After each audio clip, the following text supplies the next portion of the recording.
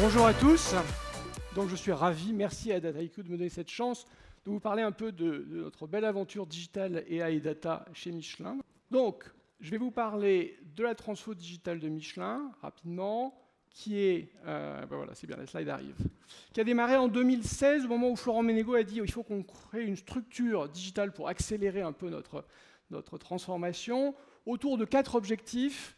La relation avec les clients, ce qu'on appelle le Customer 360, comme chez la plupart d'entre vous, je suppose, l'empowerment des employés, la digital workplace, tout ce qui est transformation des produits, et j'y reviendrai, et puis évidemment l'optimisation sur tout le long de la chaîne de valeur. On a démarré en 2016 avec une organisation séparée, on a commencé à poser des fondamentaux, on a développé un peu les key capabilities pendant les 6 dernières années. Il y a 2 ans, on a rejoint les forces système d'information et équipe digitale. Mais c'est jamais terminé. Vous savez comme moi, la transformation digitale, c'est l'adaptation continue à notre environnement change. On a réalisé une partie de ce qu'on voulait faire il y a 6 ans. Et puis, quand on regarde les enjeux d'aujourd'hui, arrivent des nouveaux mots, des nouveaux challenges. Alors, c'est-à-dire on ne change plus rien. Et normalement, vous avez ça. Donc, Florent Menegaux m'a dit c'est bien, mais est-ce qu'on peut avoir une feuille de route pour notre comité exécutif, notre conseil de surveillance qui décrivent un peu qu'est-ce qu'on cherche à faire. Et donc dans la slide d'avant que vous avez vu très très vite, il y a un certain nombre de key capabilities, et là on les a un peu ordonnées, alors ça bouge dans tous les sens, autour de 3 piliers. Le premier, c'est le côté customer-centric, et c'est essentiel, on va parler de technologie après, mais ça commence par customer-centric. Et sans rentrer dans le détail, on s'est dit est-ce qu'on est bon en techno de personnalisation, en parcours, voilà, ce qui nous permet de passer du push produit au monde digital dans lequel markets are conversations, c'est comment on a des conversations, est-ce qu'on sait personnaliser la relation. Quelle est notre savviness, notre savoir-faire en termes de technologie d'interaction, et l'arrivée de ChatGPT et des LLM est un bon exemple, mais avant il y a eu l'époque métaverse, il y a eu plein de... On vit dans un monde où constamment on doit explorer des nouvelles façons d'interagir. Et puis, ce qu'on appelle CFLL, qui est le Customer Feedback Learning Loop, c'est-à-dire dans un monde digital, une expérience qui correspond à un produit, le succès d'un produit, elle n'est jamais designée, elle est construite, elle évolue, elle est cultivée. La très jolie citation de Kevin Kelly, c'est « grown, not design ». Voilà. Et ça se base sur une boucle continue. Donc ça, c'est notre premier ensemble de skills. On a beaucoup progressé depuis 2016. Alors, je ne vais pas rentrer dans le détail, mais on s'est auto-évalué. On sait qu'on a un long chemin devant nous. Le deuxième pavé, alors on va voir avec le lag, c'est celui data-driven AI. Oui, ok, très bien, il est là. Dont je vais plus parler dans la suite, évidemment, de l'exposé, autour des fondations de ce qu'on a comme stratégie data et comme plateforme pour faire circuler nos data. Notre utilisation, et ça correspond parfaitement au film d'introduction, de l'IA pour transformer Michelin et aller attaquer des nouveaux défis, des nouveaux challenges. Et puis, l'utilisation de l'IA pour bien comprendre le contexte dans lequel on est. Vous allez me dire, marketing, data, intelligence, ça se ressemble avec Personalization Engine. C'est le point de vue du client versus le point de vue de Michelin. C'est pour ça que c'est dans deux endroits différents. Et puis il y a un troisième aspect qui est fondamental, et vous avez vu notre petit film un peu promotionnel qui nous sert de recrutement, c'est l'aspect software-driven. Parce que, comme l'a très bien dit Florian, le monde bouge très très vite, et on ne peut pas, chez Michelin, on a beau être une grosse boîte, faire tout seul, donc on doit absolument avoir une stratégie basée sur les écosystèmes du logiciel, s'appuyer sur des partenaires comme DataIQ et plein d'autres, des partenaires qui changent vite, eux aussi, et donc pour être capable d'avoir une stratégie logicielle efficace, il faut être très bon dans, dans cette capacité à comprendre le monde du logiciel. C'est pour ça que dans le petit film, vous avez vu cette importance sur le software craftsmanship. Le dernier aspect, c'est le digital workplace, mais on va plutôt parler un peu de data maintenant, Alors, on a une stratégie chez Michelin qui est de devenir un data-driven company, que mes deux boss, Yves Chapeau et Florent Ménéo, expriment souvent. Et elle s'est basée sur, hop, c'est parti, 3 piliers de cette transformation data-driven. Le premier, c'est la plateforme technique. Et c'est une plateforme, mais en fait, c'est une fédération de plateformes distribuées. Michelin, c'est grand. On est en croissance permanente, hein, donc non seulement on fait des pneus, comme on vous l'a dit dans le film, mais on fait aussi des services autour des pneus, puis on va plus loin, parce qu'en fait, on est une entreprise de deep tech. Notre connaissance, c'est la chimie, c'est la structure des polymères, et on s'étend dans d'autres domaines. Et pour accompagner cette stratégie de croissance et assez dynamique, on ne peut pas avoir une vision monolithique, stable, d'une plateforme data. En fait, on a un ensemble de plateformes data qui doivent former un tout. Le mot-clé ici, c'est self-service, c'est-à-dire vraiment, c'est la démocratisation, et ce n'est pas par hasard que je parle ici aujourd'hui chez DataIQ. Le deuxième sujet, c'est de dire, bon, c'est bien de construire une plateforme technique, et ça nous prend, c'est un long chemin, hein, on n'a pas fini, mais au départ, il s'agit de s'assurer qu'on a une vision métier de ce qu'on fait avec la plateforme. Donc la gouvernance data, et je ne vous apprends rien, je pense, dans la salle, est fondamentale. Chez nous, elle est organisée en réseau, avec des data owners, des business owners, donc un certain nombre de choses. Le mot-clé du bas, c'est federated governance, c'est-à-dire c'est vraiment une fédération, on laisse l'autonomie, en particulier, on fait beaucoup d'acquisitions, on a des entreprises qui ont leur propre stratégie data, il ne s'agit absolument pas de les ralentir. Et donc, on développe un organisme de gouvernance qui permet à la fois d'avoir la qualité de données nécessaire, mais aussi de garder l'agilité, et je vais y revenir un peu plus loin. Alors chez Michelin, d'une certaine manière, on pourrait dire qu'on est data-driven depuis 130 ans. Une boîte d'ingénieurs, on a une boîte qui a la culture du fait, et depuis plus d'un siècle, on prend des décisions basées sur les données. À l'époque, c'était des petits carnets à souche, mais c'était vraiment des décisions basées sur les données. En revanche, comme vous l'avez dit, on est une entreprise de chimie, une entreprise de savoir-faire profond, et on la protège. Donc on a une entreprise qui a tendance à être cloisonnée, silotée, c'est-à-dire mes data, ma décision. Et l'enjeu pour Michelin, data-driven, c'est de faire du data end-to-end. Alors c'est dommage parce que de toute façon la télécommande, j'ai cliqué, donc il faudrait revenir au truc d'avant. On a besoin d'avoir cette stratégie produit, c'est-à-dire on fait de la data par produit pour que de la data inventée au manufacturing serve à la supply chain, la data fabriquée à la R&D serve au service, puis qu'après les data de fin de vie de produit, on la réintègre dans la R&D. Donc toutes ces capacités à faire des enterprise-wide flows, ça suppose une stratégie data-produit. Et c'est une stratégie métier. Voilà. Alors, je vais zoomer sur 3 aspects qui me semblent fondamentaux, et je vous laisse un peu, c'est les 3 choses que je pousse chez Michelin. La première, c'est qu'on ne peut pas faire tout ça sans avoir une vraie stratégie de modèle, de modèle métier. Alors, pour plusieurs raisons. D'abord, parce que comme je l'ai dit, ce n'est pas une vision unique, c'est une fédération. Il faut qu'on soit agile, il faut que ça bouge. On n'est pas capable de faire un modèle. Donc on a besoin de modèles pivots, d'où cette illustration en disant voilà, on a des rouages, ils sont clés. C'est ce qui permet de faire de l'IA. Si vous n'avez pas une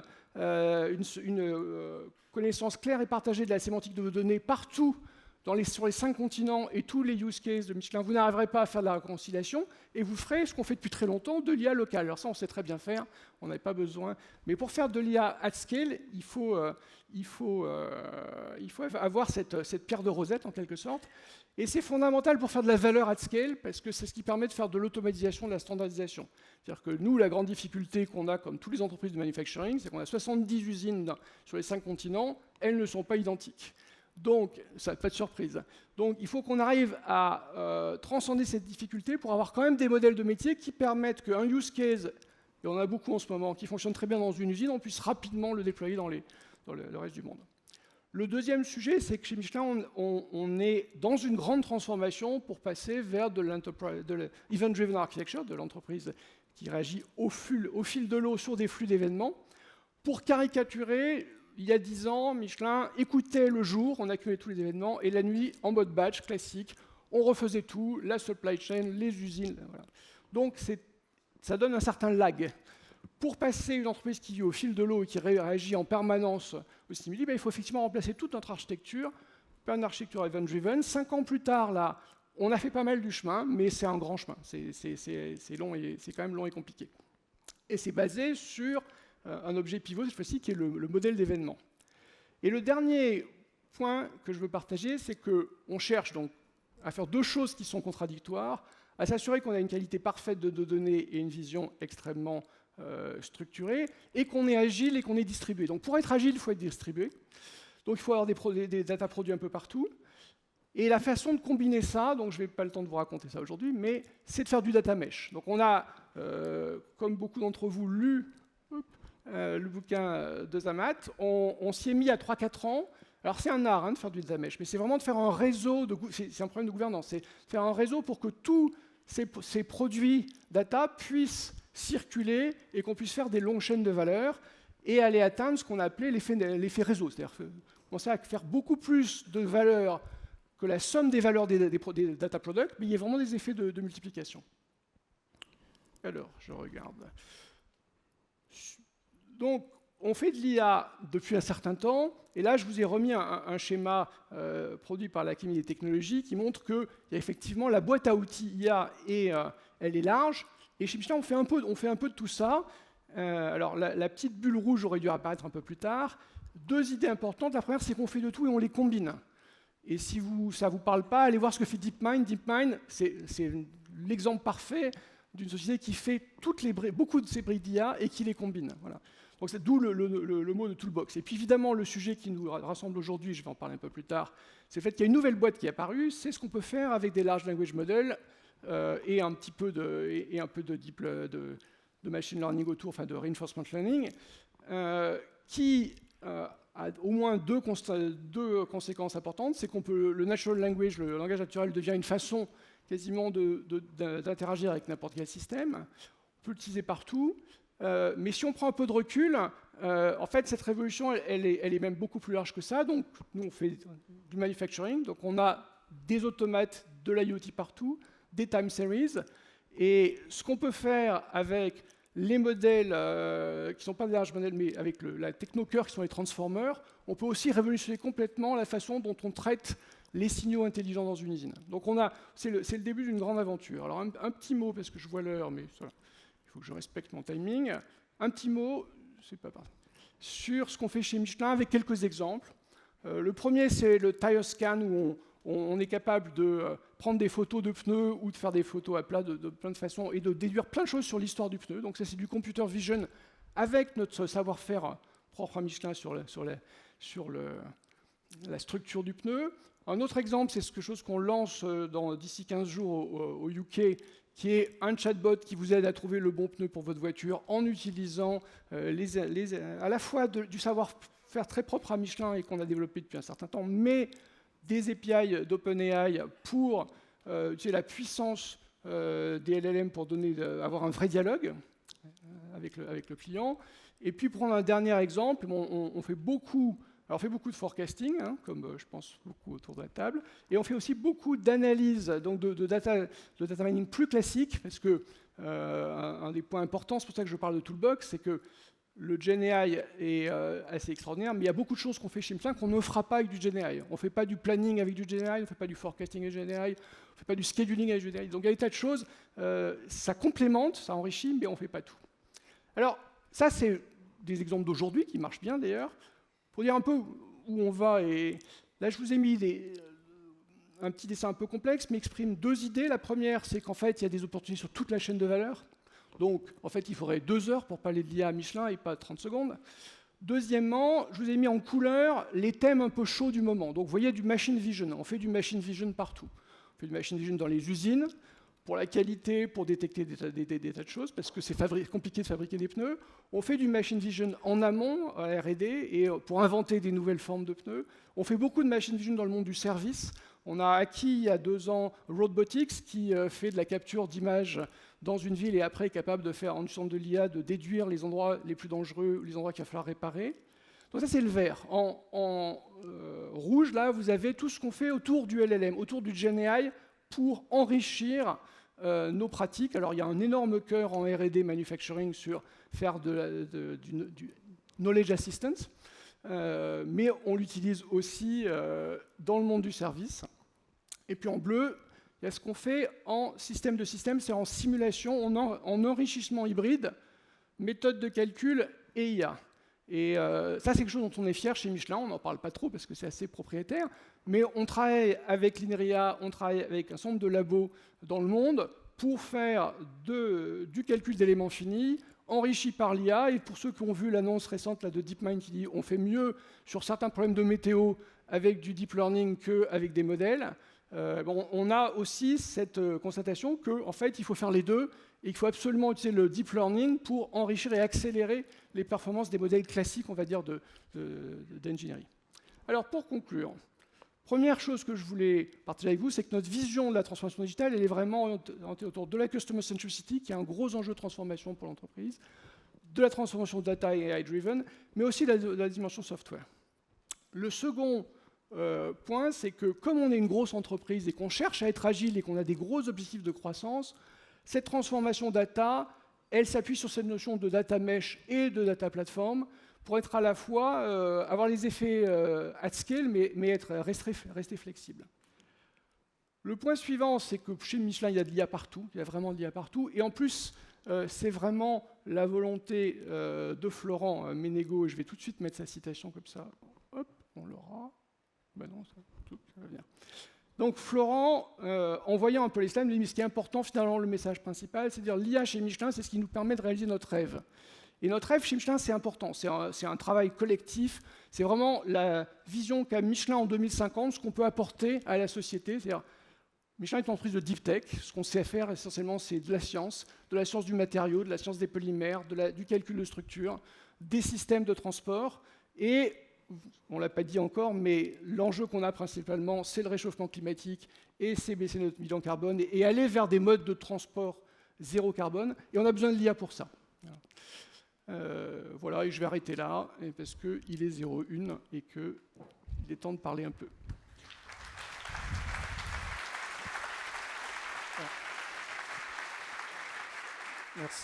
Merci beaucoup Yves de nous avoir partagé en fait ton impressionnante roadmap IA en fait avec beaucoup de transparence.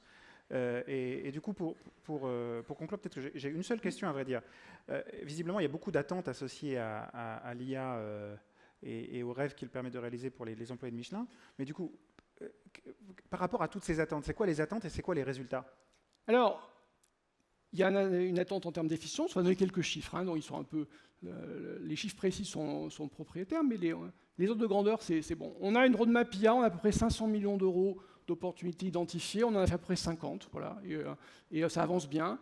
À côté de ça, dans les usines, le contexte digital manufacturing est plus grand. Ce qu'on cherche à aller chercher est encore plus important, et on a déjà trouvé 150 millions grâce à la data, grâce à la démocratisation de la data. C'est vraiment important. Chez Michelin, on pense que la transformation, elle démarre, elle est entre les mains de nos opérateurs. Mais il y a bien plus que ça, puisque la vision qu'on porte, c'est de dire l'IA, c'est un absorbeur de complexité, c'est ce qui va nous donner de l'agilité dans un marché qui nous demande, à nous comme probablement à vous, beaucoup plus d'agilité, et puis un contexte entre le Covid, les guerres, etc., qui nous demande d'être agile. Et là, l'IA nous apporte beaucoup, la digitalisation des usines nous apporte beaucoup. Mais encore plus loin, et puis je vais arrêter là comme ça, c'est absolument clé pour réaliser le monde de demain. C'est-à-dire qu'un pneu durable, c'est un pneu qui est fait avec des matériaux qui sont soit recyclés, soit biosourcés. Leur dispersion physico-chimique augmente. On a besoin d'IA pour inventer les process adaptatifs de demain. L'IA de demain, le pneu de demain, toujours, c'est de l'économie circulaire, c'est de la traçabilité. Il n'y a pas d'économie circulaire sans traçabilité, il n'y a pas de traçabilité sans digital, parce que c'est pas des effets d'échelle. Et donc, on a aussi besoin d'IA. Donc, d'une certaine manière, l'ambition de Michelin, qui est d'être carbon neutral en 2050, et vraiment avec des produits nouveaux, elle s'appuie sur l'IA du début à la fin. Et c'est ça que veut dire Florent quand il dit que c'est au cœur du rêve. C'est à la fois le rêve de Michelin, d'être l'acteur qui permettra à l'humanité de progresser en termes de mobilité durable, mais aussi le rêve de chacun d'entre nous chez Michelin d'être des humains augmentés grâce à des meilleurs outils. Bien, merci. Merci Yves. Merci beaucoup. L'IA absorbeur de complexité. Mais ça, c'est une belle métaphore Michelin, mais moi, je la retiens. Absorbeur de complexité. L'IA absorbeur de complexité. Et pour le reste de la matinée, je voudrais accueillir sur scène Aude qui va modérer le reste de la matinée.